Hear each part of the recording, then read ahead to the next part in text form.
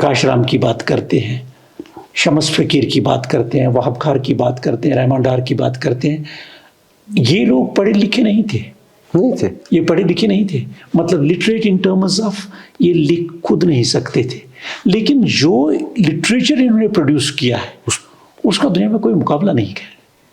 कई लोगों को ये शक है कि जो सेंट्रल एशिया से लोग आए, अरब से आए और अरब से इस्लाम लाया और इस्लाम को फैलाया। मैं ये बात एग्री नहीं करता। मैं भी नहीं मानता। It was Ottoman Turk. It was Ottoman Yes. who played a very significant role in Exactly. spread of Islam. Exactly. क्योंकि जब अरब का क्वेस्ट ऑफ सेंट्रल एशिया हो गया तो अरब्स ने कहा कि भाई बुखारा हमने जीत लिया, ट्रेडिंग सेंटर है, बस हमें और कुछ नहीं चाहिए, हम चल देंगे, यहाँ से जो हमें चाहिए वो ले लेंगे, चल लेंगे इस तरह से। But it was Ottoman Turk who spread it around. पुराने लोग जब मिलते थे वो कहते हैं डुगराइस्मस नून किलो इवन दुपैसनिस नून चसन दिक्कत, because they would sort of characterize Dogra regime by saying that this regime was so good because नमक was available. लेकिन जब मैंने स्टडी की और देखा it was one of the worst periods in our history. It was so feudal.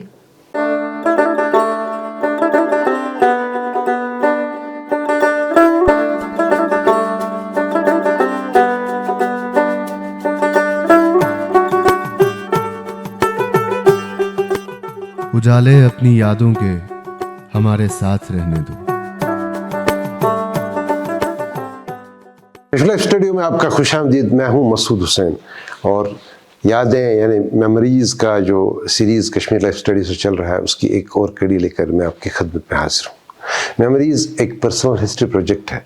Personal history एक शख्स की हिस्ट्री होती है और आज की इस कड़ी में हम बात कर रहे हैं जम्मू कश्मीर के जाने माने हिस्टोरियन रतन लाल हांगलो साहब से, जो कई यूनिवर्सिटीज़ के वाइस चांसलर रहे हैं और लास्ट टाइम ये इलाहाबाद यूनिवर्सिटी के वाइस चांसलर रहे। हांगलो साहब आपका खुशामदीद। आदाब मसूद साहब। शुरुआत इस बात से करें कि जब आप कश्मीर आते हैं, क्योंकि आप एक जगह नहीं रहते, आप एक ठिकाना जम्मू में, एक हैदराबाद में, एक अमेरिका में, तो फीलिंग क्या आती है? फीलिंग जो है मेरी कश्मीर से ही आती है, क्योंकि कश्मीर की यादें हमें बहुत ताज़ा है दिमाग में। इसलिए ताज़ा है क्योंकि मेरी बुनियाद जो है कश्मीरी है। चाहे तैलीम की बुनियाद ले ले, परवरिश की बुनियाद ले ले, रहन सहन की बुनियाद ले ले, खाने पीने की तस्वुर जो है वो कश्मीरी तस्वुर मुझ में बसा हुआ। इसलिए मेरी सारी यादें कश्मीर के साथ ही वाबस्ता है। हाँ, अमेरिका जाते हैं, हैदराबाद में रहते हैं और भी कई जगहों पर रहते हैं, लेकिन माइंड में जो है बिल्कुल एक मतलब कश्मीर के बगैर सूनापन रहता है। क्या ये सोनापन दूसरी जनरेशन में भी देखने को मिलेगा? दूसरी जनरेशन में मुझे लग रहा है जो कश्मीर के बाहर पैदा हुए उनमें इतना नहीं दिखेगा, लेकिन उनमें कश्मीर से बाहर पैदा होने की वजह से खोखलापन दिखेगा। सोनापन भी नहीं दिखेगा लेकिन खोखलापन दिखेगा, because they don't belong anywhere. हम अभी भी अपनी मिट्टी के साथ जो है आइडेंटिफाई कर लेते हैं, जुड़े हैं, ये जुड़े हुए हैं, चाहे कहीं भी रहे, लेकिन हमारी ज़बान, हमारा कल्चर, हमारा नॉस्टैल्जिया, हमारी एजुकेशन, हमारी ज़ियारतें, हमारा धर्म, हमारा भाईचारा, सारा जो है कश्मीर के साथ लिंक है, जो उस जनरेशन में होगा नहीं। तो क्या इसका मतलब है कि we have lost a generation? We have lost, there is no doubt about it, we have lost a generation. हम कहते हैं साहब साइंटिफिकली काफ़ी डेवलप हो गया है, वर्ल्ड डेवलप हो गया, उसमें कोई बात नहीं, डिजिटेशन हो गई है, टेक्नोलॉजी प्रोग्रेस की है, तालीम ने प्रोग्रेस की है, कई चीज़ें डेवलप हो गई है, लेकिन आदमी जहाँ रहता है और रहन सहन का एक अलग नज़रिया और तमद्दुन होता है जो उनमें नहीं पाया जाएगा। उस तमद्दुन के लिए मतलब उनको ज़रूर खालीपन का मतलब मुकाबला करना पड़ेगा और ये खालीपन रहेगा उनमें। अब जहाँ भी जाते हैं आप, कई यूनिवर्सिटीज़ के एडमिनिस्ट्रेटर रहे, वाइस चांसलर, वो अल्टीमेट अथॉरिटी होता है यूनिवर्सिटी में। आपने कई जगहों पे काम किया, मुल्क से बाहर भी काम किया है। लेकिन जब आप लिखते हैं तब सिर्फ कश्मीर पे लिखते हैं, क्यों? क्या दूसरा कोई सब्जेक्ट आपको? देखिए, इंटरेस्ट नहीं कर रहा है या अपनी तरफ खींच नहीं पा रहा है? देखिए, मैं एक चीज़ इसमें बताऊंगा। मेरी एकेडमिक्स के दो पहलू हैं, कई पहलू हैं, लेकिन सबसे प्राइमरी पहलू मैं ये समझता हूँ कि but that I owe something to Kashmir. ये मेरी मातृभूमि, जिसको हम कहते हैं मातृभूमि है, पैदाइश यहाँ हुई है, और यहाँ की तवारीख को समझने में ज़्यादा मेहनत भी नहीं करनी पड़ती है, क्योंकि वो हमारे जीन्स में बसी है। मैंने लिखा है, मैंने हैदराबाद में, मैंने आंध्र प्रदेश की हिस्ट्री कांग्रेस का मैं प्रेसिडेंट रह चुका हूँ, बहुत अच्छा लिखा है उसके बारे में, जो लोग काफ़ी अप्रिशिएट कर लेते हैं। मेरी कुछ लिखाई जो है सिल्क रूट में है, जो जर्मनी में, फ्रांस में, न्यूजीलैंड में और कई ज़बानों में छपी है, और यहाँ बहुत कम यूज़ होती है। यहाँ खाली हिस्टोरियन को रेफरेंस के लिए कंसल्ट कर लेते हैं, लेकिन आवाम ने वो पढ़ी नहीं है। कई लेख है जो हमने लिखे हैं। नॉर्थ ईस्ट पर मैं जब नॉर्थ ईस्ट में था तो वहाँ भी लिखा हूँ मैं, लेकिन हमेशा नॉर्थ ईस्ट में रह के, हैदराबाद में रह के, जर्मनी में रह के, फ्रांस में रह के, यूएस में रह के, पूरे सेंट्रल एशिया में घूम के, कश्मीर पे ही मेरा ज़्यादा अटेंशन रहा है, because I owe these things to Kashmir. क्योंकि कश्मीर की इतने एक ट्रेंड हिस्टोरियन बनने के बाद अगर हम कश्मीर की बात नहीं करेंगे तो I don't think my history has much relevance, because Kashmir has played a significant role not only in bringing me up and in molding my mentality, I would say, but also in the affairs of the world. There is no branch in the world जिसमें कश्मीरी ने आज तक बिना मजहब मिलत छोड़ के, तमाम कश्मीरियों को लेके मैं कहता हूँ, जिसमें कश्मीरी ने अपनी छाप नहीं छोड़ी है, जिसमें कश्मीरी ने कंट्रीब्यूट नहीं किया है।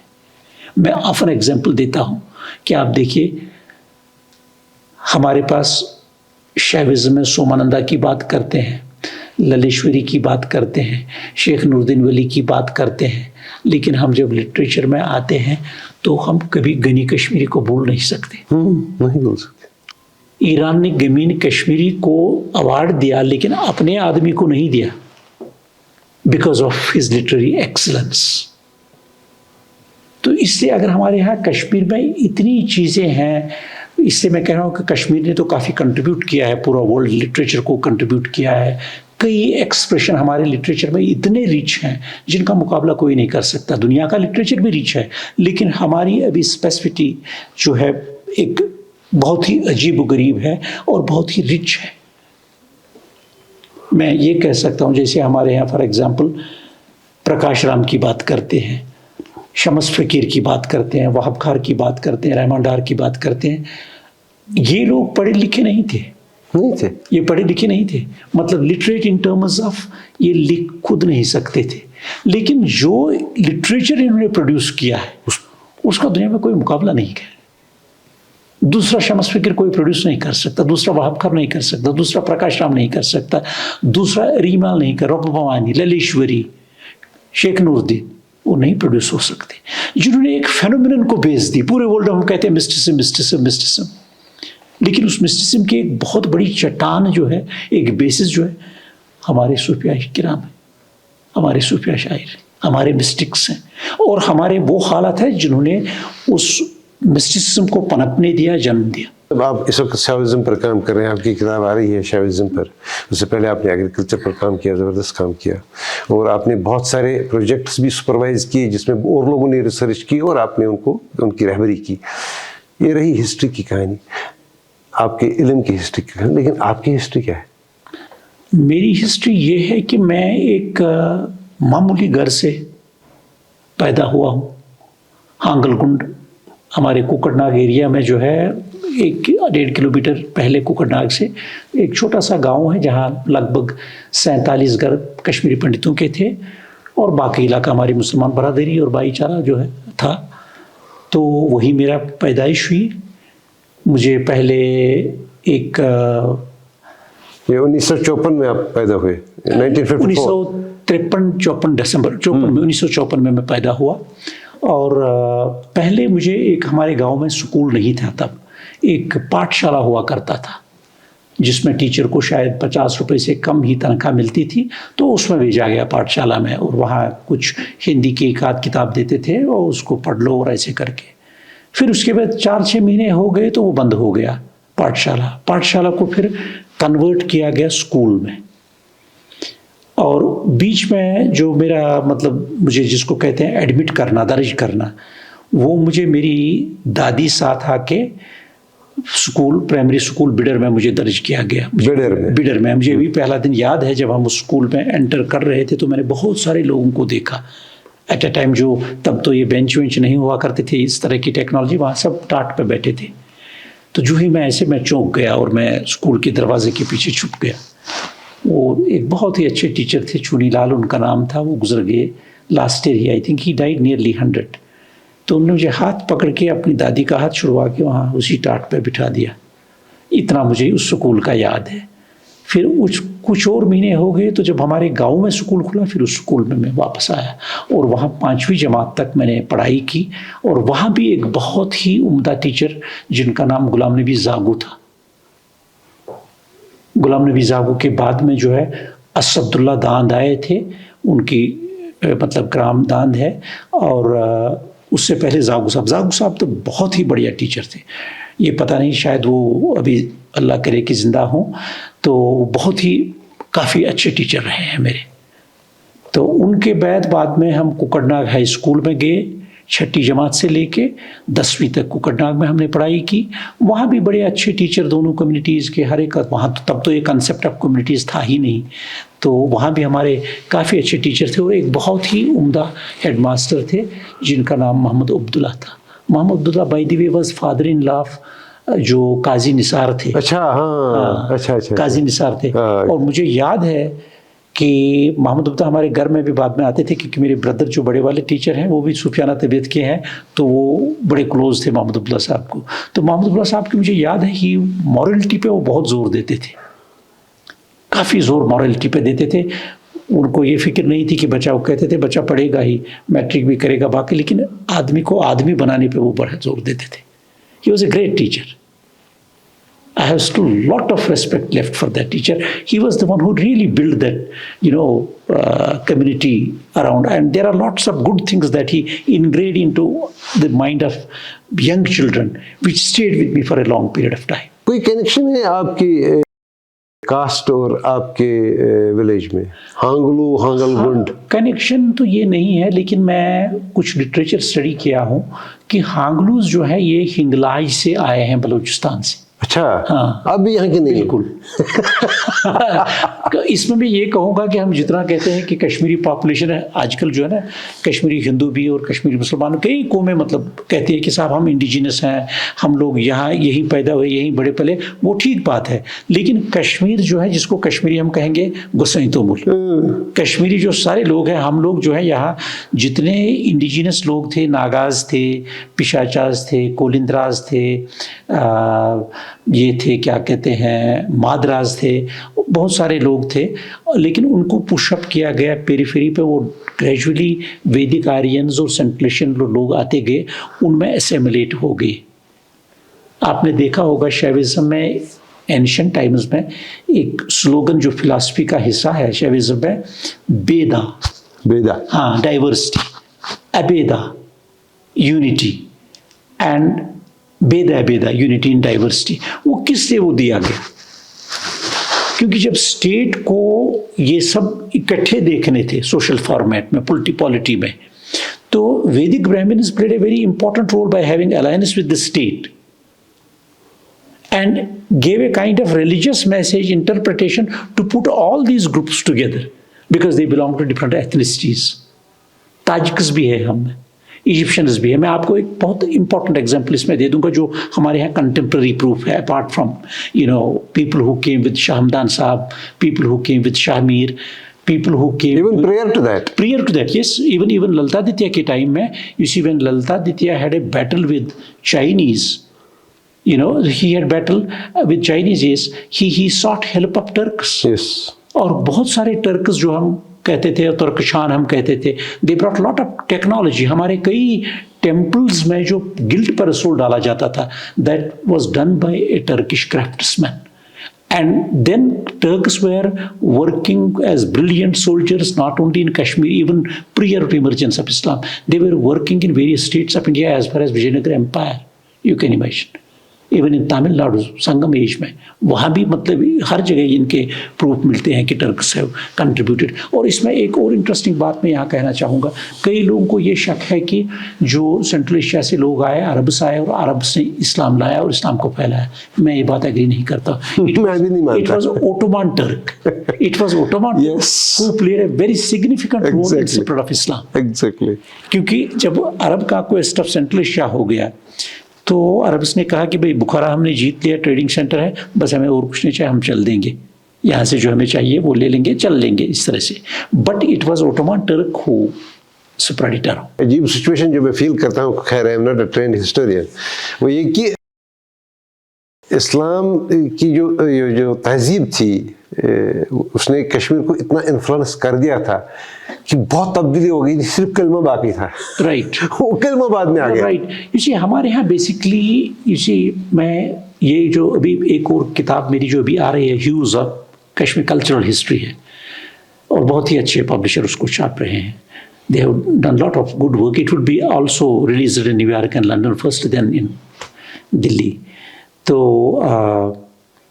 उस किताब को जब मैंने स्टडी किया और कश्मीर के शैविज़म को जब मैंने स्टडी किया, पूरा तांत्रिक लिटरेचर, स्वच्छंद भैरवा और स्वच्छंद तंत्रा, विज्ञान भैरवा और भी कई मतलब जो है वातुलनाथास ट्रीटाइज और भी दुनिया भर के जो है, हमने इनका पूरे संस्कृत लिटरेचर को देखा, इंग्लिश ट्रांसलेशंस भी उनके देखे, और बाकी लिटरेचर जो इंडिया और आउटसाइड इंडिया में भी है इन चीज़ों के बारे में, जो कई चीज़ें जो कश्मीर हिस्ट्री में नई आएंगी वो किताब से।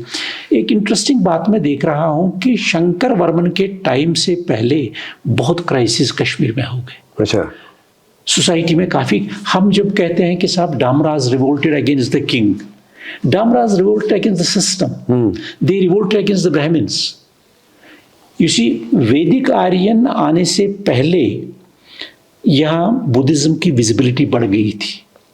वैदिक आर्यन तो बुद्धिज्म से पहले इंडिया में गया था मेनलैंड में, लेकिन चूंकि हमारी इकोनॉमी एग्रेरियन बेस्ड नहीं थी, it was partly pastoral partly agrarian, 6 महीने तो एग्रीकल्चर होता ही नहीं था यहाँ। तो therefore Vedic Aryan Brahmins did not find it as a good base for spreading their culture, for spreading the kind of caste hierarchy and so on. तो कहने का ये मतलब है, उसके बाद सपोज हमारे यहाँ बुद्धिज्म आया, बुद्धिज्म के साथ वैदिक ब्राह्मण जो पहले आए थे और बुद्धिज्म के डिक्लाइन होने के बाद विजिबल रहे, तो उन्होंने सारी चीज़ों को वेदिसाइज करना चाहा, but it became Kashmirised, it became poetised. और उसके बाद यहाँ इतने क्राइसिस खड़ा हो गए बिकॉज शैविज्म जिसको हम कहते हैं, इट वॉज प्रिडोमिनेंटली तांत्रिसिज्म, और तांत्रिसिज्म की वजह से there was nothing like an organised religion in Kashmir. As a result Kashmir landed into crisis because of the alliance of the Brahmins who concentrated all Mantramargis और सिद्धांतिकास जो है, they concentrated completely in having control of society. उसमें जो crisis हो गए develop, ये तो this is acknowledged by those gurus also. और उनके बाद जो है हमने देखा शंकर वर्मन के ज़माने में ये क्रैक्स जो डेवलप हो गए सिस्टम में, it became visible to society, and then we find revolts of Ekangas, Tantrins, Lavanyas, सब लोग स्टेट के अगेंस्ट प्रोटेस्ट होने लगे, and state began to realise कि there is an unholy alliance between the Brahmin and the polity. तो इस वक्त जो डिजेनरेशन थी, at this point of degeneration was also responsible for people to think of some other religion. हम सारा बोझ सुल्तान सिकंदर के कंधों पे डाल दें, वो भी गलत बात है। ठीक है, सुल्तान Sikandar also indulged in certain things, we accept that, little amount of coercion was also exercised wherever it was felt necessary or done, but what about Harsha? जब आप जोना राजा की किताब पढ़ते हैं, जोना राजा कहता है कि अरे इसको क्या हुआ, सिकंदर को क्या हो गया, सिकंदर क्यों हर्षा बन गया? That means Harsha had done that. Not only means, if you read Rajtarangani or texts of that period, खेमिंद्रा को पढ़िए, कलहन को पढ़िए, आप देखिए हर्षा ने कोई कमी बाकी नहीं रही।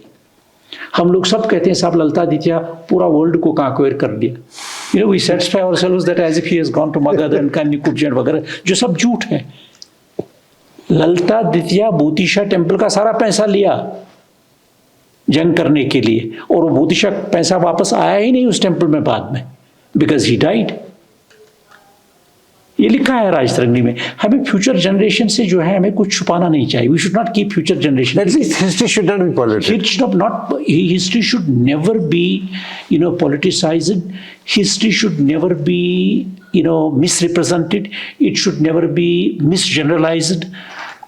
It should be never misinterpreted for the public, because for the sake of poster we must put everything before future generations. अब हम अभी बात कर रहे थे कि ये जनरेशन जो फ्यूचर जनरेशन जो कश्मीर में पैदा हुई नहीं, अब वो कहेंगे साहब हमारे वहाँ रूट्स थे, मैं अमेरिका में हूँ, मैं ऑस्ट्रेलिया में हूँ, मैं न्यूजीलैंड में हूँ, मैं बिहार में हूँ, मैं बंगाल में हूँ, तो मेरे रूट्स असली कश्मीर में। लेकिन हम अगर उस कश्मीर की हिस्ट्री मिसरिप्रेजेंट करके उनको रखेंगे, I think we will not be doing justice to our job, and we will not be doing justice to future generations. They need to be told the truth. Yes. लेकिन हम थोड़ा track से बाहर आ गए। जी, please. हम हांगलगुड़ में थे। Yes. So ultimately, in fact, I am sorry for this deviation. No issues. I allowed it. हांगलूज जो है, most of them in fact came because हमारे यहाँ एक हांगलूज का एक जद जिसको कहेंगे, ancestor, वो एक 2 भाई आए थे, एक का नाम दिलाराम था और एक का नाम मिर्ज़काक। मिर्ज़काक तो ललिश्वरी की तरह ग्रेट सेंट, काफ़ी सेंट थे, उसकी समाधि वहाँ है हमारे यहाँ, जो हमारा एंसेस्टर माना। मिर्ज़काक के जो भाई थे उसने शादी की, मिर्ज़काक ने शादी नहीं की थी, तो उसके भाई ने जब शादी की, उसकी जो पौध है उसी में हम आते हैं। 8th-10th जनरेशन जो उससे आती, वो 1753 1752 के अफगान पीरियड के दौरान वो आए थे। मुझे लग रहा है हो सकता है वो अफगान पीरियड की, क्योंकि उस वक्त भी काफ़ी माइग्रेशन हुई होगी बलूचिस्तान से, नहीं तो दिलाराम वर्ड अफगानिस्तान में है। क्योंकि हम अगर शिफ्ट करते हैं ना, अभी यहाँ से हम जाएंगे हैदराबाद, अब हैदराबाद में कोई अगर हम ज़्यादा प्रॉस्पेरिटी दिखाएंगे तो हम अपने मकान का नाम जो है कश्मीर के नाम से रखेंगे। तो इस तरह उसने अपनी टेरिटरी का नाम जो है दिलाराम, अफगानिस्तान में एक जगह है तो दिलाराम उसका नाम भी था। अच्छा। हिंगलाज वहाँ चूंकि वो देवी थी, हमारे गाँव में भी एक बड़ी अनकार्व्ड स्टोन थी जिसको कहते हैं हंगला देवी। अच्छा। ये मदर गॉडेस कल्ट जो है वहाँ भी था, तो उसको यहाँ भी। तो खैर, तो ये सारे घर हमारे बहुत सारे भाई अलग अलग होने लगे with the growth of time, with the development of clan. तो हम लोग डेवलप कर गए और फिर सब लोग जो है वहाँ बसे। अब आजकल तो वहाँ कोई है नहीं से, हाँ, पूरा गांव खाली है। कई लोगों ने अपनी प्रॉपर्टी छोड़ दी है, सेल कर दी है। आपने क्या किया? हमारी तो अभी पड़ी है, वहाँ 3 घर हैं, लगभग 14 कनाल जमीन 3 घरों की है वहाँ। जाते हैं कभी आप? कभी जाता हूँ मैं, कभी कभी जाता हूँ। आज भी मुझे I had an inclination to go, but we got so busy with this conferential meeting of Sahitya Akademi, तो देयर वाज नो टाइम।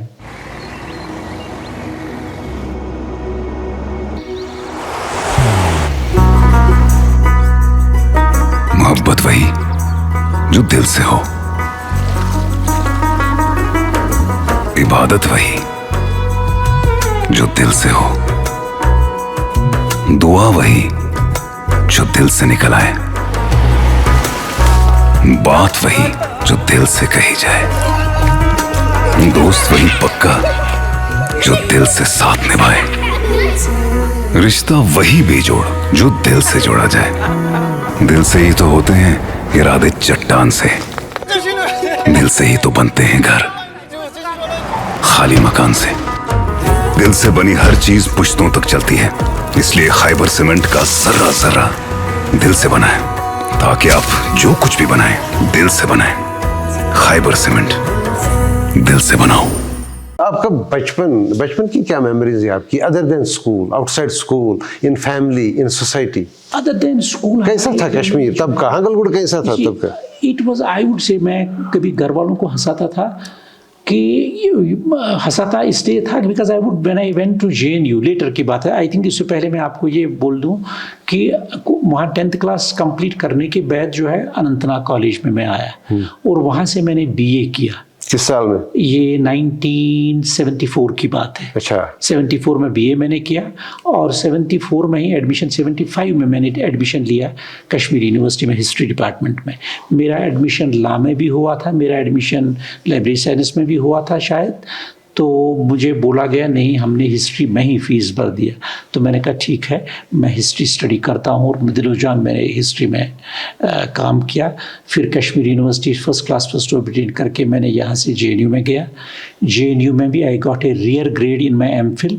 वहाँ बड़े बड़े स्टालवार्ट्स थे जिनको आजकल गाली दी जाती है, जैसे रुमिला थापर मेरी टीचर रही हैं, सर्वपल्ली गोपाल मेरे टीचर रहे हैं, बिपिन चंद्रा मेरे टीचर रहे हैं। मेरे सबसे बढ़िया टीचर जो है प्रोफेसर हरबंस मुखिया वो रहे हैं, KN पानीकर रहे हैं, चंपक लक्ष्मी रही है, सारे हमारे टीम, मुजफ्फर आलम रहे हैं, और एक सरदार जी थे दिलबाग सिंह करके। खैर ये बहुत बड़ी टीम थी।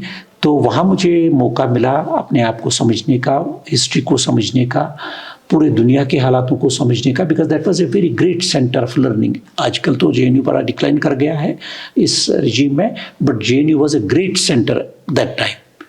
It was good for the totality of human being के लिए, जो है टोटल डेवलपमेंट के लिए। It was one of the best centre. It had a very good discussion forums, it had very good library, it had above all जिसको खुला जहन का हम कहेंगे, it had a lot of freedom to think freely about the world, about expressing your opinion and so on. आजकल का ज़माना different है, आजकल तो पूरा कंट्रोल किया हुआ है सारा, आदमी की खुले जहन तो है ही नहीं, उसकी तो कोई बात ही नहीं करता है, प्लूरलिटी की बात नहीं होती है।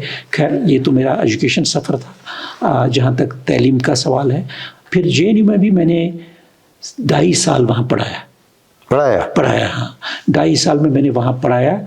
उसके बाद 1982 में मैं सोच रहा था कि भाई अब तो ये सोल्यूशन नहीं है टेम्प्रेरी जॉब करने का, तो it was also a fellowship, visiting fellowship. तो मैं वहाँ से नॉर्थ ईस्टर्न हिल यूनिवर्सिटी में असिस्टेंट प्रोफेसर की हैसियत से गया।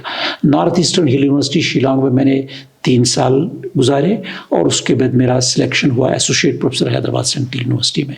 और हैदराबाद में 1988-89 से लेके मैं 35-40 साल गुजारा एक ही जगह। लेकिन वहाँ से मैं कई टॉप फेलोशिप्स जो हैं, जैसे सीनियर फुलब्राइट अमेरिकन फेलोशिप है, डैड जर्मनी की फेलोशिप है, रशियन एकेडमी फेलोशिप थी, मैसन डे साइंसेस फ्रांस की फेलोशिप थी। ये सारी फेलोशिप्स मेरे काम जो मैंने किया एकेडमिक वर्क, तो उसकी वजह से मिले, कोई उसमें रिकमेंडेशन करने की बात ही नहीं थी। और उसके बाद मैंने I also headed India's chairs in Trinidad Tobago for 2 years on government of India's request. I also headed for 2 years Germany में, तिब्लिसी में जो है जॉर्जिया में इंडियन चेयर। मैं जर्मनी में भी रहा, फ्रांस में भी रहा, US में तो खैर 30 बार गए हैं एकेडमिक से। और I also was elected to 14th international economic history congress के प्रेसिडेंट में। मैं अर्जेंटीना ब्यूनस आयर्स में भी एड्रेस किया हूँ उसको और कंडक्ट किया हूँ।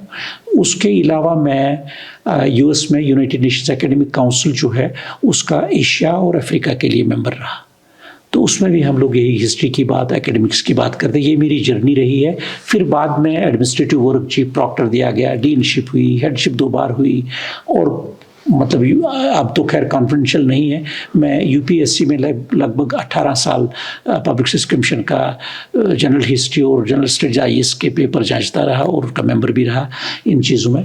और उसके अलावा कई स्टेट्स में कमीशंस के मेंबर रहे, वाइस चांसलर राजस्थान में सिलेक्ट किए, और आज भी कई कमेटीज़ में हूँ जो टॉप ब्रास कमेटी है कई सिलेक्शंस की। जो मेरे लिए इम्पॉर्टेंट है, मेरे लिए सबसे इम्पॉर्टेंट है मेरी एकेडमिक खदमात, जिसको हम कहेंगे कि मैं कितना अच्छा हिस्ट्री लिख सकता हूँ और मैं कितना अच्छा काम कर सकता हूँ अपने फील्ड में। तो फिर हम आते हैं फिर से, आप कह रहे थे कि क्या मेमोरीज है, हाँ क्या मेमोरीज है बचपन की, हगल की, और तब कश्मीर का जो कल्चर था। देखिए कई चीज़ें हैं जो आजकल विजिबल हैं, और आजकल पोस्ट ट्रुथ का ज़माना है। पहली मेमोरी तो मुझे ये है कि देखिए हम ये जो दरार या डिवीज़न कहेंगे या डिस्टिंक्शन कहेंगे कि भाई ये डिस्टिंक्ट है, वो डिफरेंट है, वो अलग है, ये था नहीं कम्युनिटीज़ में। हम बच्चों में अपने घर वालों का भी उतना ही डर था और इज्जत उनके लिए जितने मेरे नेबर्स, मुस्लिम नेबर्स थे। हमारे पालन पोषण में उनका भी बहुत बड़ा रोल था। मतलब ये कोई नहीं था कि भाई देखो ये अलग है, इससे कोई फर्क नहीं पड़ेगा, नहीं, it matters for me.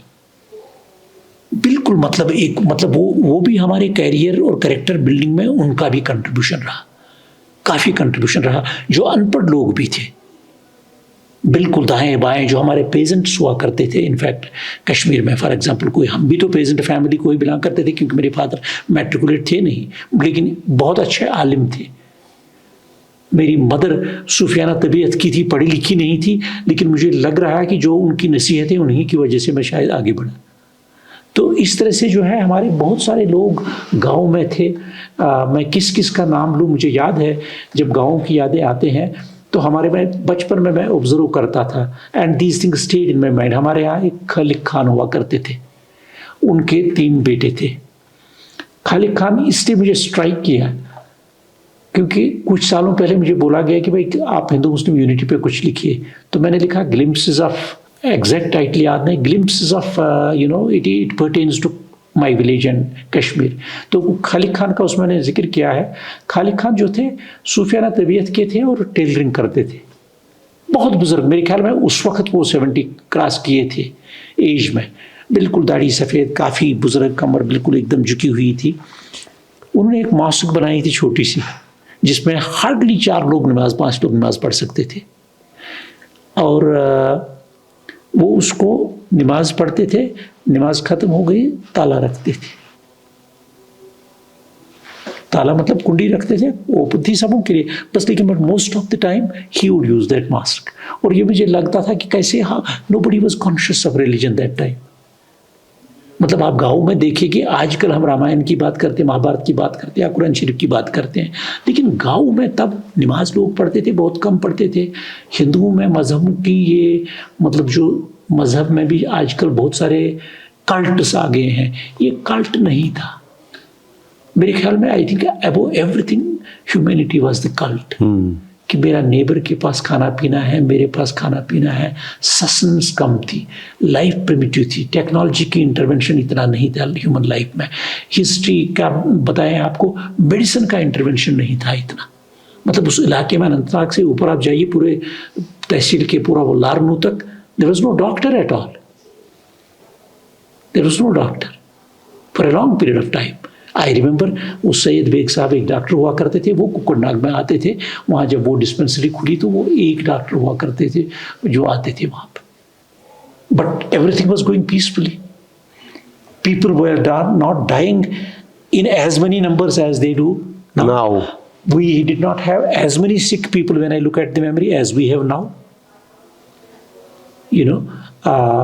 People did not have temptation for material wealth as much as one has today. But were there avenues? उस वक्त मौका था पैसे कमाने का, क्योंकि मसला यह है कि अगर हम देखिए आप एक पीजेंट फैमिली से रहे हैं, उसके बाद जब आपने रिसर्च शुरू किया तो आपने पीजेंट्री पर फोकस किया, तो आपने खुद पीजेंट्री की हालत देखी और आपके वालिद ने आपको कहानियां बताई होंगी कि कैसे रहे, वो क्या कहानी, क्या दास्तान है वो? देखिए, मेरे वालिद जो है, मुझे याद है उनका नाम था राधाकृष्ण हांगलू। उनने मुझे एक किताब छोटी सी, मुझे याद है जब मैं हिस्ट्री पर रिसर्च करना शुरू कर दिया, एग्रेरियन पर खासकर, तो उनने मुझे एक ये भी था कि वो स्टाम्प फरोशी टाइप ना, अर्जी नेविस टाइप काम करते थे गाँव में बैठ के कभी कभी। तो उनका ये महकमा दीवानी जो रहता है ना, स्टाम्प में रेवेन्यू वगैरह, इसके साथ बिल्कुल काफ़ी मतलब टच में थे। तो उन्होंने मुझे एक छोटी सी किताब दी जो अपने क्लास में उसने देखी होगी कभी, मतलब लेकिन पढ़े लिखे वो थे ही नहीं। तो एक छोटी किताब दी, उसका नाम था क़िसस हिंद। क़िसस हिंद, हाँ। और क़िसस हिंद की वो किताब जब मैंने खोली, उसमें खाली मतलब रेवेन्यू के बारे में कुछ टर्म्स लिखी थी, कुछ रूल्स लिखे थे, but that was, I still preserve that book in my library. तो ये मैंने देखा, पेजेंट्स के हालात तो बहुत ख़राब थे। मुझे याद है बिल्कुल पेजेंट्स की हालात कितने ख़राब थे। अगर मेमोरीज़ को देखा जाए तो मैंने ये खुद देखा है कि वो काश्तकार लोग जो आते थे, there is no doubt about, I should not hesitate to say that they were fleeced. If the landlord was happen to be, landlord क्या होते थे, जैसे मतलब जो काश्तकार ज़मीन काश्त में थी, उनमें दोनों कम्युनिटीज़ के लोग उनको एक्सप्लॉइट करते थे, क्योंकि जागीरदार मुसलमान भी था, जागीरदार हिंदू भी था। क्योंकि गाँव में जो काश्तकार के साथ उनका लगाव था, बिकॉज हिंदू तो पहले पढ़े, मुस्लिम पॉपुलेशन तो पढ़ी नहीं थी, because they were exploited lot at that point of time. तो हम देखते हैं कि इस साथ जिस वक्त वो थ्रेशिंग का पैडी होता था, ये छोमुड़िया थे स्मरण मे याद पेवन पूर तम सात कि तवन तम नफर कह तिमन यम जन यपर यह सोरी नेबर, यह sorry neighbour.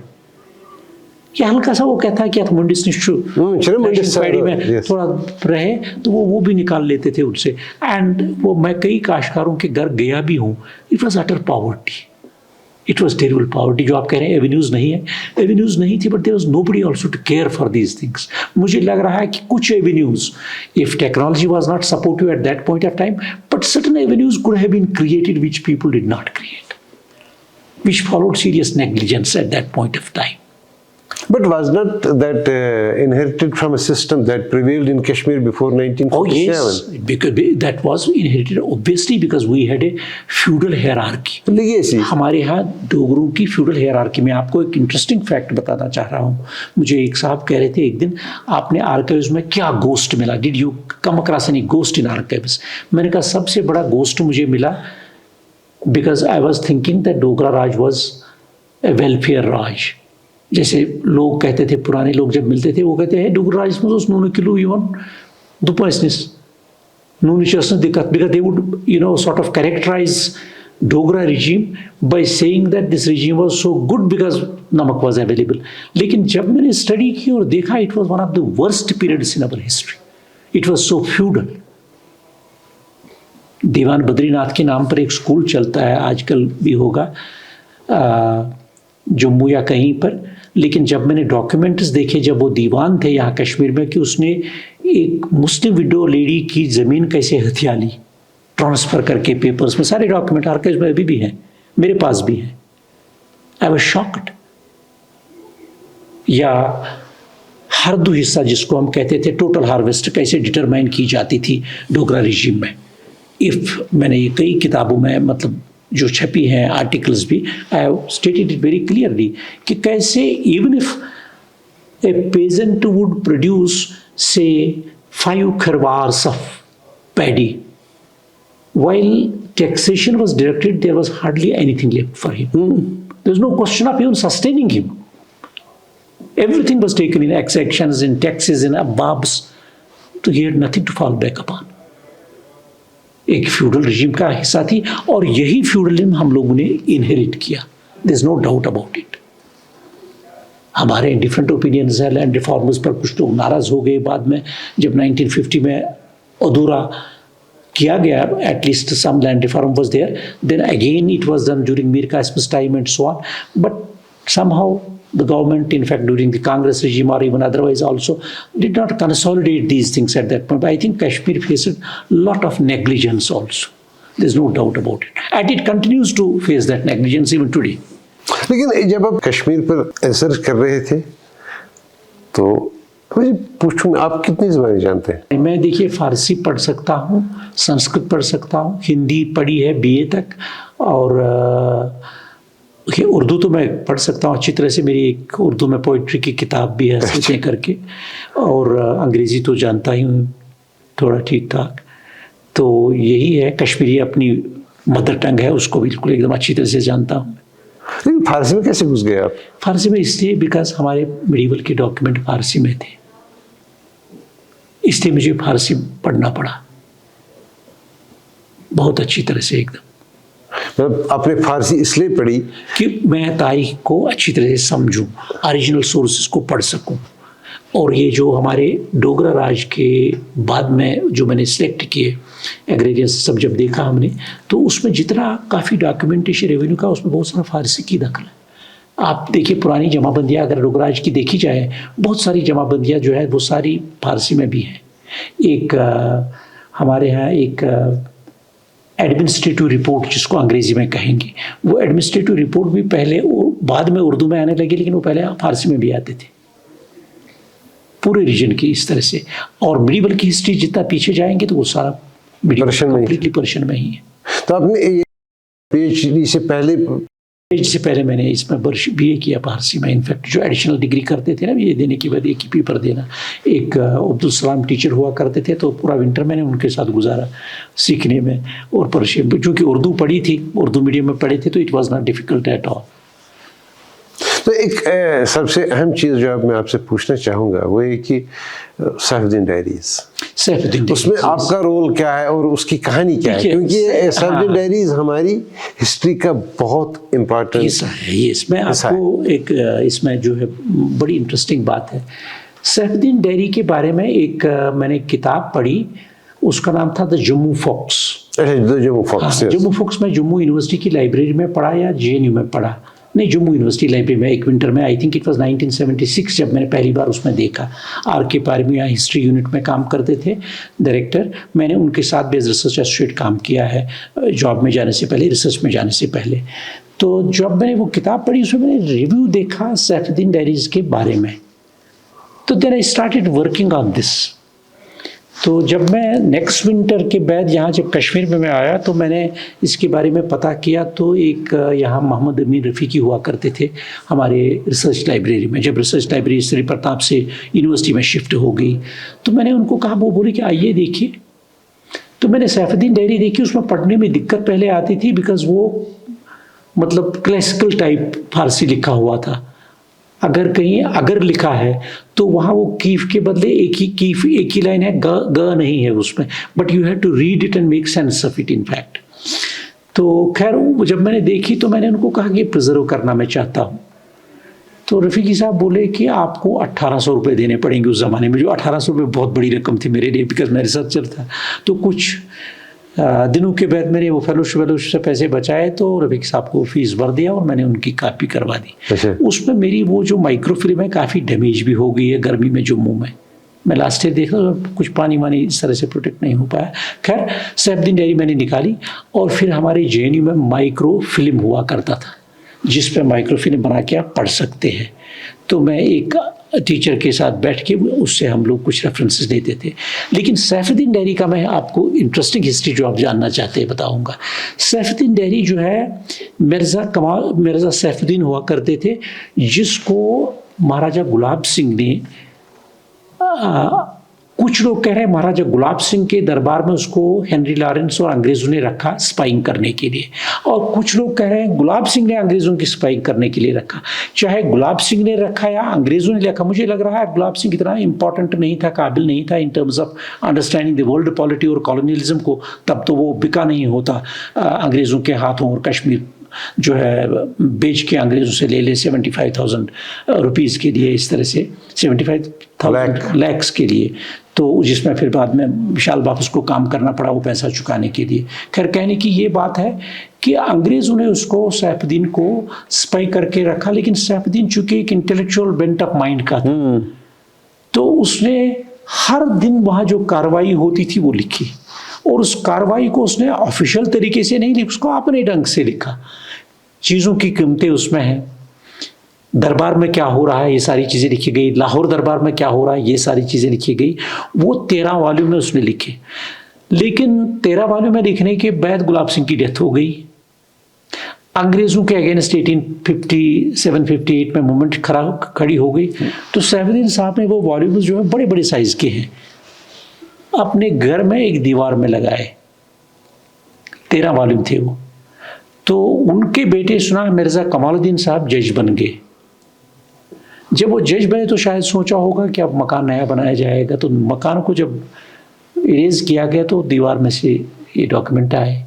He was kind enough to provide this information to state archives, तो आर्काइव्स ने टेक ओवर करके वो वॉल्यूम लिए।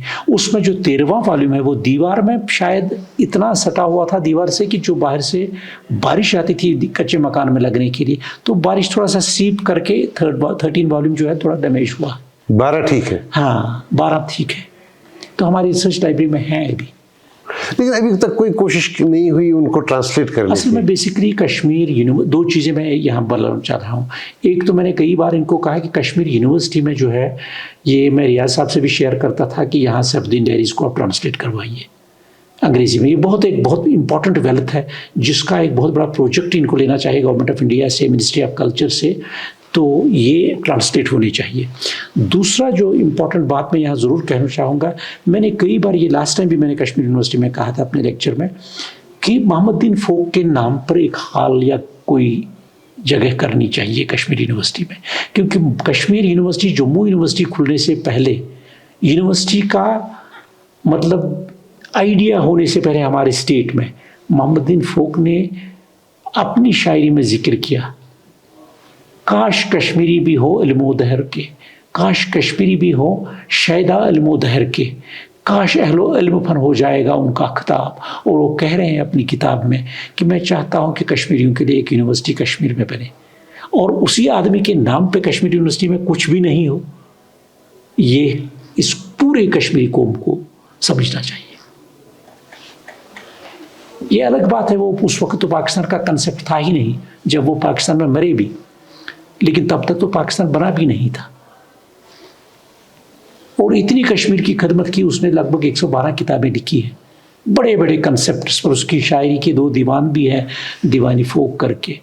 मेरे पास ये सब किताबें हैं, लेकिन ये जब कश्मीर हमारे गाँव चला गया, ये किताबें सारी पता नहीं कहाँ चली गई, पता नहीं कहाँ कौन ले गया। 1990s की बात है, सब किताबें गायब हैं। मैं कभी सर्वे करना चाहता था कि संडे मार्केट में कहीं कोई हो सकता है रखा हो, वहाँ लिनन के ऊपर मेरे पास 41 वॉल्यूम थे जो निकले थे एग्रेरियन पर, और ये किताबें भी बहुत सारी थी, और भी कई चीज़ें थी, बहुत सारी अच्छी किताबें भी थी इसमें। लेकिन ये थी सैफुद्दीन का नस्ब से ज़्यादा मतलब जो है हाथ से लिखा हुआ भी था, कुछ पर्चियाँ जो हम कापी करते थे आर्काइव्स में वगैरह। कई मजमूई रिपोर्टों की कापियाँ भी थी मेरे पास हाथ से लिखी हुई, जो हम करते थे इकट्ठे रिसर्च के लिए उस वक्त। खैर, कहना ये है कि ये 2 चीज़ें जो है, एक कोई मॉन्यूमेंट या कोई हॉल या कोई मतलब बनाना चाहिए, या उनके नाम से कश्मीर यूनिवर्सिटी में रखना चाहिए। That would be great tribute to him, that's the way of remembering Mohammad Din Fauq. एक चीज़ मैं पूछना चाहता हूँ, ये कि आपने हांगलगुड़ से आप आए, अनंतनाग में आपने BA किया, श्रीनगर आए, फारसी पढ़ी, दिल्ली गए, आपने कश्मीर में सर्व क्यों नहीं किया, कश्मीर यूनिवर्सिटी में? मैं कश्मीर में आपको ये पूरी स्टोरी बताना चाह रहा हूँ। देखिए, मैं कश्मीर यूनिवर्सिटी में, मुझे एक बहुत ही हमारे प्रोमिनेंट टीचर जो मेरे बड़े भाई जैसे थे, और एक गुरु के शेप में भी मान लो कि पढ़ाया है मेरे को, मोहम्मद इसा खान हुआ करते थे। मैं कहूँगा कश्मीर के हिस्टोरियंस में उनका बहुत बड़ा नाम है। उनके साथ मैंने पढ़ा लिखा था और उनके साथ मेरी काफ़ी लगाव हो गई। जब मैंने JNU में जो रिसर्च करने के लिए गया, तो मोहम्मद इसा खान साहब बांग्लादेश से आ रहे थे, किसी कॉन्फ्रेंस में गए थे। तो उन्होंने मुझे JNU में कहा कि भाई आपकी MPhil तो हो गई है, और मैंने आपके टीचर से मुलाकात की तो उन्होंने आपकी तारीफ़ की, मैं चाहता हूँ कि आप कश्मीर यूनिवर्सिटी पे आ जाएँ, वहाँ देखेंगे कोई वैकेंसी और आप वहाँ हमें सर्व करें।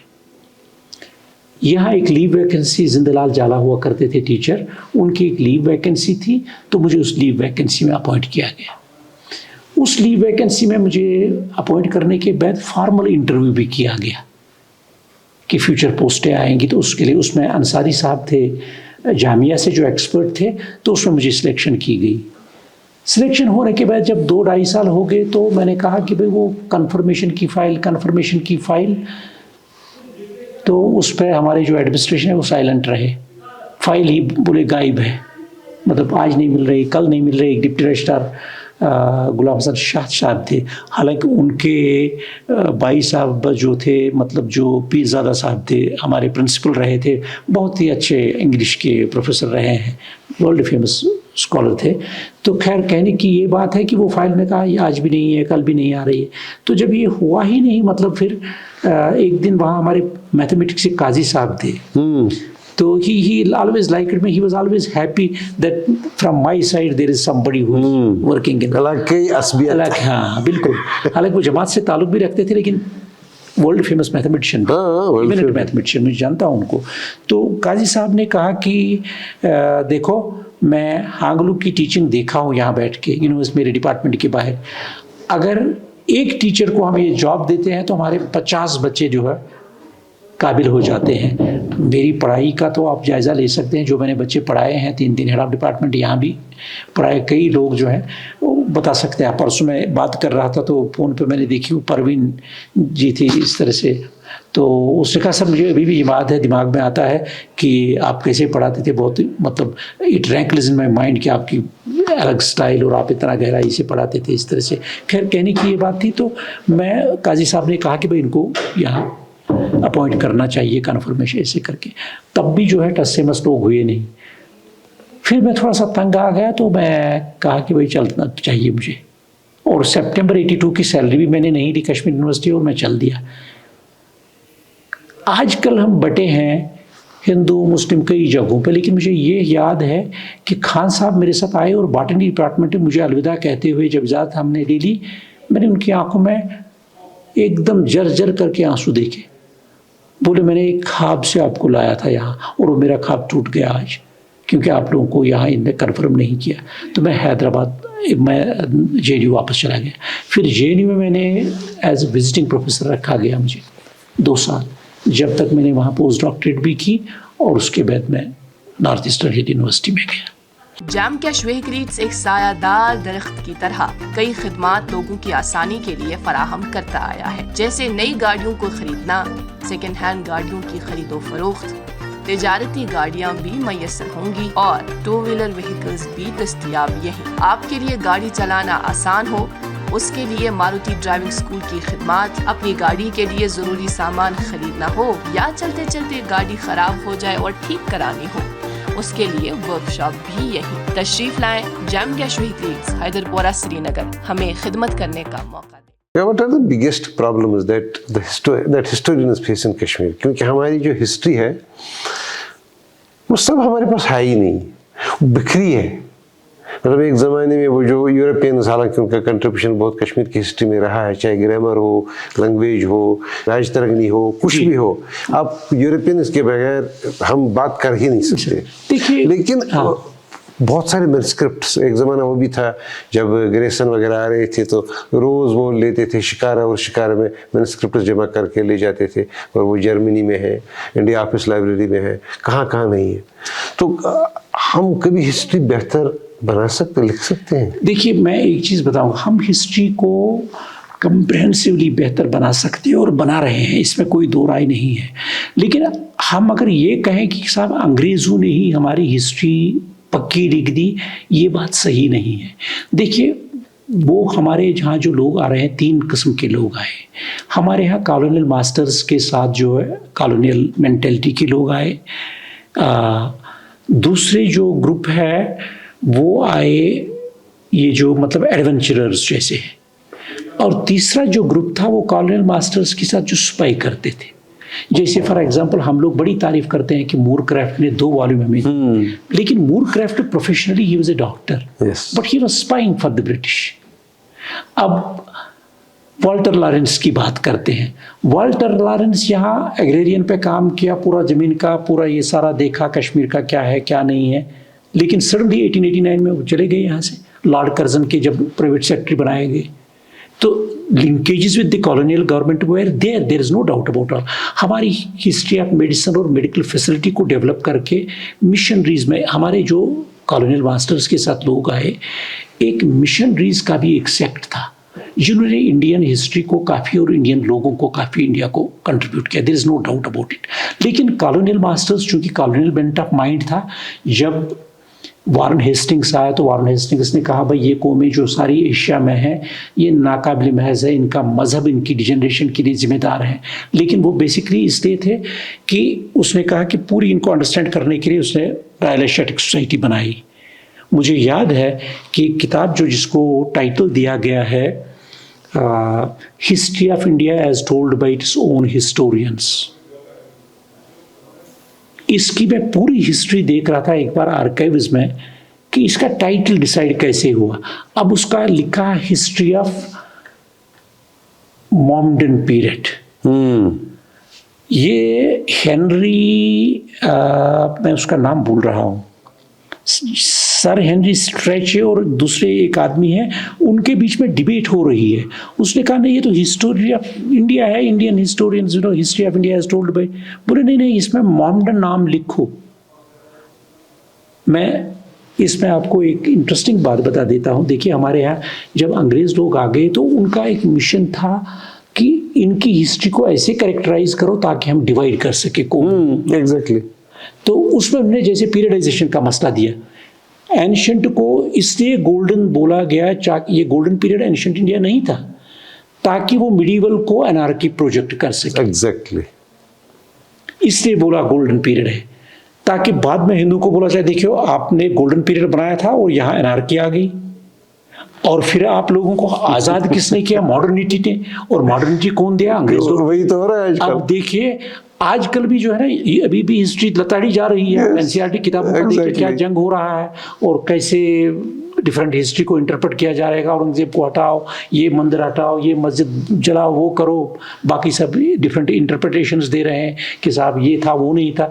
ये सारी चीज़ें सब हम हिस्टोरियंस को मालूम है, ऐसी बात नहीं हिस्टोरियंस को ये चीज़ें मालूम नहीं है या हिस्टोरियंस ये डिलिबरेटली इग्नोर किए। अभी तो हमें खाली 70 साल ही आज़ाद होने हो गए, तो 70 साल में कितनी हिस्ट्री को आप करेक्ट कर पाएंगे जो हज़ारों लाखों सालों की हिस्ट्री है। और हमारे पास अगर आप बजट देखेंगे आर्काइवल रिसर्च के लिए, आर्कियोलॉजिकल रिसर्च के लिए 0 पैसा है। कितना दिया? हमारे यहाँ इतने बुद्धिस्ट साइट्स हैं, यहाँ मिडीवल मॉन्यूमेंट्स है, क्या पैसा मिलता है उन चीज़ों को ठीक करने के लिए? Not a single rupee, not a single project. आपके यहाँ फैकल्टी को अपॉइंट नहीं किया जा रहा है किसी यूनिवर्सिटीज़ में। देखिए कई यूनिवर्सिटीज़ में इंडिया में, मैं कश्मीर की बात ही नहीं कर रहा हूँ, कई यूनिवर्सिटी में फैकल्टी को अपॉइंट नहीं किया जा रहा है, पड़े हैं पोस्ट। तो हिस्टोरियंस के ऊपर ये काफ़ी एक बोझ है और हिस्ट्री को करेक्ट लिखा। There are so many things, these are small issues जो मैं बता रहा हूँ पीरियडाइजेशन के बारे में। अब देखिए हिस्ट्री को पीरियडाइज किया गया, एंशिएंट पीरियड, हिंदू पीरियड। क्या बुद्धिस्ट नहीं थे उस वक्त? क्या जैन नहीं थे? तांत्रिक नहीं थे? शमनाज नहीं आए थे? एनिमिस्ट्स नहीं थे? ट्राइबल्स नहीं थे? उसके बाद बोला गया ये पूरी जो एंशिएंट की हिस्ट्री है हिंदू है और मिडीवल में सारी मुसलमान हिस्ट्री है। भाई ये बताइए अकबर के कितने मुसलमान दरबारी थे और हिंदू कितने थे? Rajputs were ruling in Mughal period, उनको 15% डिस्काउंट मिलता था रेवेन्यू पे करने में। तो can we classify this entirely as a Muslim? And then modern period को क्या किया जाए? अगर हिंदू एंशिएंट है, मिडीवल मुस्लिम है, तब तो मॉडर्न होना चाहिए क्रिश्चियन। लेकिन वो नहीं कहा, वहाँ रिलीजियोसिटी प्रिवेल की एंशिएंट को करेक्ट करने में, मिडीवल को करेक्टराइज करने में रिलीजन यूज़ किया गया। लेकिन मॉडर्न पीरियड को क्या किया गया? ब्रिटिश या नेशन का यूज़ नाम किया गया। इसी British is the name of nationality, it is not the name of the religion, while as Hindu and Muslim is the name of the religion. And these tendencies traveled in Indian history. Hindu communalists took pride in saying कि मेरी history जो है golden है और हिंदू है। मुस्लिम historian felt degenerated because अरे उसको anarchist declare किया गया, ही वाज शॉक्ड। इसी ये बेसिकली कौमों को बांटने का एक जरिया था। तो ये टेंडेंसी प्रिवेल जिन्होंने कश्मीर की हिस्ट्री लिखी, चाहे वो वाल्टर लॉरेंस है, चाहे वो मूरक्राफ्ट है, या वाइने है, या ग्रीविस है, या यंग हस्बैंड है, ये सब लोग जो है इन्होंने इसको हम उर्दू में कहेंगे हिस्ट्री का इस्तेसाल किया। There is no doubt about it. अब नए नए बच्चे आने लगे हैं। मैंने देखा जब मैंने एग्रेरियन पे काम किया तो हमारे यहाँ कश्मीर में एक किताब भी एग्रेरियन सिस्टम पे नहीं थी, कोई सोचा भी नहीं था पेजेंट पे हिस्ट्री लिखी जाएगी। I did it first time then people began to follow. Women पे काम नहीं होता था। अब मैं देख रहा हूँ कि there is lot of work. यहाँ एक लेडी है, मैं मॉडर्न टाइम्स में बात कर रहा हूँ, हिना मजीद करके, she has done a wonderful work on women. मैं उसका अब कह सकता हूँ it was confidential because I was happen to be her PhD examiner. तो मैंने देखा she has done wonderful work, she has done. Modern period में हार्डली कोई ऐसा काम मैंने देखा है जो विमेन पे, कश्मीर पे खासकर जो है विमेन पे काम किया है। तो इस तरह से हमारे यहाँ हिस्टोरियन सब कर रहे हैं काम, लेकिन ज़राया कम है। रिसर्च के लिए पैसा थोड़ा फंडिंग होना चाहिए। आजकल साइंस में रिसर्च फंडिंग खत्म हो गई। 2014 से आप देखें यूनिवर्सिटीज आर सफरिंग, फंडिंग नहीं है पूरी मिल रही। पोस्ट पार्टीशन हिस्ट्री में भी बड़े तजाद है। बड़े तजाद इसलिए हैं कि हमारे यहाँ कई स्कूल्स ऑफ हिस्टोरियंस उभर के आगे। पहले पोस्ट पार्टीशन के बाद हमारे देखिए बहुत कम हिस्टोरियंस थे जिन्होंने लिखा था पहले, और एक ये भी था कि पोस्ट पार्टीशन के बाद जिनको हम लेफ्टिस्ट हिस्टोरियन कहते हैं, हालांकि उनने कोई गलती तो नहीं की जिनको इतना ब्रांड किया जा रहा है। They try to pick up an progressive approach, क्योंकि प्रोग्रेसिव अप्रोच में ये है कि अब किस किस एस्पेक्ट को हम, जैसे वुमेन्स हिस्ट्री, दलित हिस्ट्री या पेजेंट का हिस्ट्री, एग्रेरियन हिस्ट्री स्टडी करना है, ये तो नेग्लेक्टेड फील्ड्स थे। एक बेडन पावेल की जो एडमिनिस्ट्रेटिव हिस्ट्री है एग्रेरियन की, उसके बगैर there was not a single book जो लिखी गई थी एग्रेरियन सिस्टम पे। It was Irfan Habib who broke the ice and then multiple people began to follow and like that. तो ये जो है इनका एक एजेंडा था, उसी एजेंडा को हमारे इंडिया में उन्होंने एग्जीक्यूट किया और इंडियन हिस्टोरियंस में also got trapped into that agenda. अभी हमारे यहाँ कम्युनलिस्ट हिस्टोरियन है, हिंदू कम्युनलिस्ट है, मुस्लिम कम्युनलिस्ट है, लेफ्टिस्ट है, नॉन लेफ्टिस्ट है, राइटिस्ट है। हिस्ट्री में एक चीज मैं ये कहूँगा, historian is not historian unless he checks up the factual information and judges the fact from variety of sources। एक बात ये है। दूसरी ये है कि उसकी absolute objectivity is not possible, but he should be objective as far as possible because he has to project it before truth. He has to project it to public. So therefore, if he has a preconceived, आजकल के historians में जो खासकर इस era में अभी चल रही है history writing, there should be no political interference, there should be no political pressure। लेकिन अब क्या हो रहा है, you have a preconceived notion। आजकल थीम के साथ ही थीसिस दी जाती है, मेथोडोलॉजी दी जाती है। भाई आपको ये प्रोजेक्ट ही प्रूव ही करना है तो आप उसी में लग जाइए, उसमें सारे फैक्ट आप साइड में कर दो। एक हिस्ट्री में मैं एक इंटरेस्टिंग बात बताना चाह रहा हूँ। देखिए, अगर truck load of historical material हम कलेक्ट करेंगे, truck load of material collect करने को एक अगर बुरे दिमाग के सामने डाल देंगे इंटरप्रेट करने के लिए, तो वो ट्रक लोड तो पूरा वेस्ट हो गया, क्योंकि उसका जो प्रीकंसीव्ड नोशन है उसको वही प्रूव करना है वहाँ, तो वो सारी जो हिस्ट्री है उसको ऑब्जेक्टिव नजरिए से नहीं जांचेगा। इसलिए हमारे यहाँ प्रॉब्लम्स है इस नेशन में। तो इस नेशन को जो है हमें polity should always keep in mind that it is history of nation, we can not forget our past. अगर कहीं पे करेक्ट करना है, you tell people, let projects be run to correct that, leave it to the job of historian and ask them to do it, ask them to study every subject. जैसे UGC के through आप syllabus तय कर ले हैं, उनको बोलिए, लेकिन उसको प्रूव करने के लिए, जैसे हमारे यहाँ कई, यहाँ देखिए मार्तन टेम्पल को सब कहते हैं, साहब लाला टेम्पल है, सूर्य टेम्पल है, सूर्य टेम्पल है, सब लोग कहते थे, it's a Buddhist structure. I told A friend of mine few years back, क्योंकि वो जो चैत्यास लगी है वो बुद्धिस्ट मतलब पीरियड की है और it shows the Buddhist architecture also. अभी मतलब यहाँ एक लोन साहब है हमारे, अच्छे बहुत ही कॉम्पिटेंट आर्कियोलॉजिस्ट है, कश्मीर यूनिवर्सिटी में पढ़ाते हैं, तो एक्सकेवेशन की गई, वहाँ सारा स्ट्रक्चर पूरा निकला, बुद्धिस्ट मटेरियल निकला, which supports the theory that it's a Buddhist structure. Is it true with Shankaracharya as well? Shankaracharya का भी, unless we go for say excavation, अगर एक्सकेवेशन की जाए, क्योंकि बुद्धिज्म जो was very visible religion and very urban based religion, यहाँ खासकर कश्मीर में हमारे यहाँ it was very visible, very, यहाँ वैदिक ब्राह्मण्स आके मार्जिनलाइज हो गए थे एक जमाने में। It's only post Buddhism, after Buddhism started gradually declining, though Buddhism coexisted with the Shaivism and Tantricism in Kashmir particularly, but because we have many kings who are giving grants to building vihara also and giving temple grants also, but Buddhism was a dominant phase of Buddhist religion was there in Kashmir. There were many people from Kashmir who went to Central Asia to facilitate spread of Buddhism, who went to China, and many Buddhists who came from outside who had temptation to study Buddhism, who came and stayed here. Yuan Sang to 2 साल यहाँ रहा, कुमार जीवा खोतन से आके यहाँ Buddhism की पूरी मतलब हिस्ट्री समझा, और फिर उसके बाद चाइना गया और वहाँ ये क्या कहते हैं, बुद्धिज्म इतना फैला है कि वो चाइना से फिर बाहर निकल नहीं पाया। They did not leave him letter.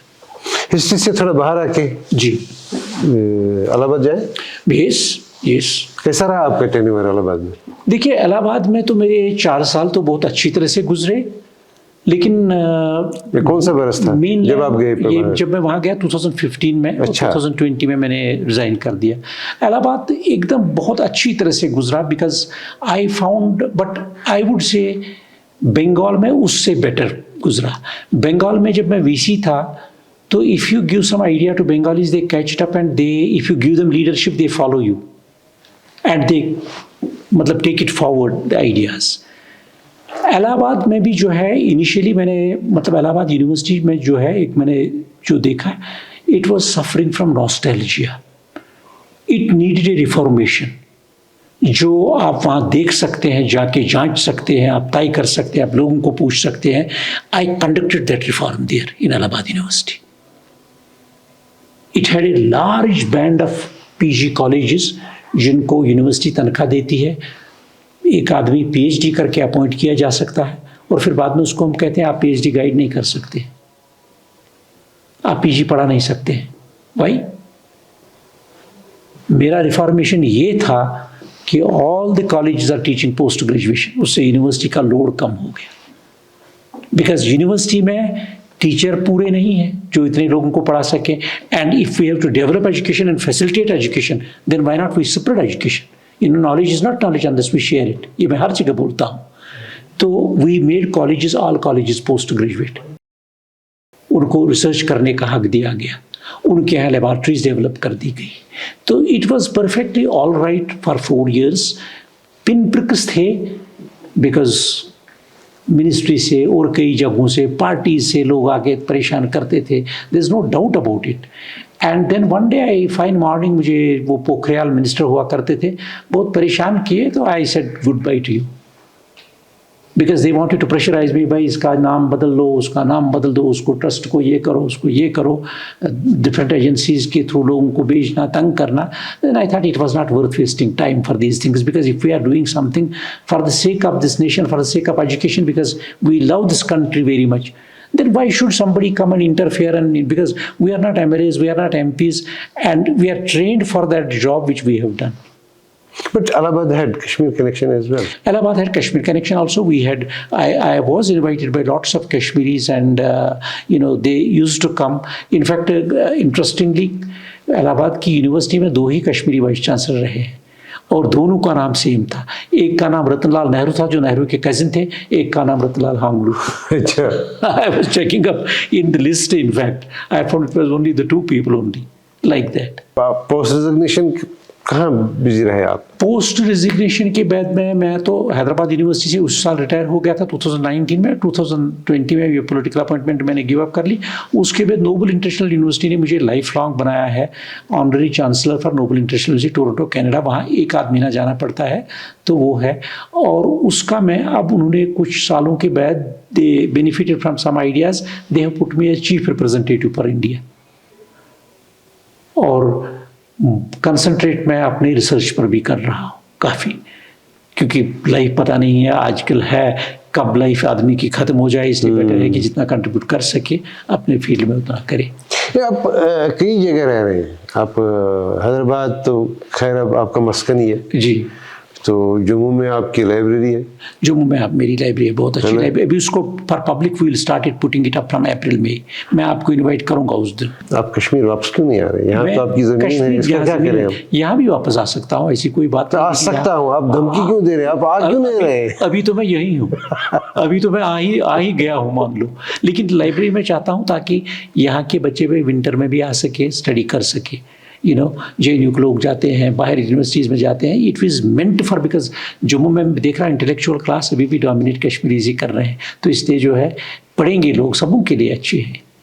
This will be a good library because they are very costly books which we have collected for last 40 years, me and my wife. So it's a good library. I would say people would benefit by reading these books. So that is, मेरे सवाल का जवाब नहीं दिया जी। मैं आप वापस वतन क्यों नहीं आ रहे हैं? मेरे यहाँ रहने की भी फैसिलिटी का कुछ कर लेना है, और चूँकि बच्चे मेरे यहाँ नहीं हैं, अब खैर वो जम्मू में भी नहीं है, that's not a better excuse also I would से माई सेल्फ। बट ये है कि मैं मतलब आ भी सकता हूँ, अभी हूँ भी यहाँ, बीच बीच में आता भी हूँ, लेकिन यहाँ रहने सहने का मेरा इंतज़ाम किया जाए तो मैं आ जाऊँ। तो फिर वापस मैं तो अपने बच्चों को, जो मैंने रिसर्च गाइड किए हैं कश्मीर में, तो कई लोगों को कह रहा था, मैंने कहा भाई ये लाइब्रेरी ले जाओ, उसको रिलोकेट करो वहाँ। Even if they do it I will send it here. My first choice would be Kashmir and not Srinagar. It would be district Anantnag, some rural area जहाँ लोग देखें जिनके पास ये फैसिलिटी नहीं है। Hanglu will be a better idea. That would also be better. करिए, आप initiate करिए, आप वहाँ लाइब्रेरी बनाइए, मैं सारी शिफ्ट कर लूँगा। तो आप ज़मीन तो है ही वहाँ, ज़मीन तो है ही। वो तो अमेरिका आपके बच्चे ले नहीं रहे। नहीं, वो they don't want it. They don't want it at all.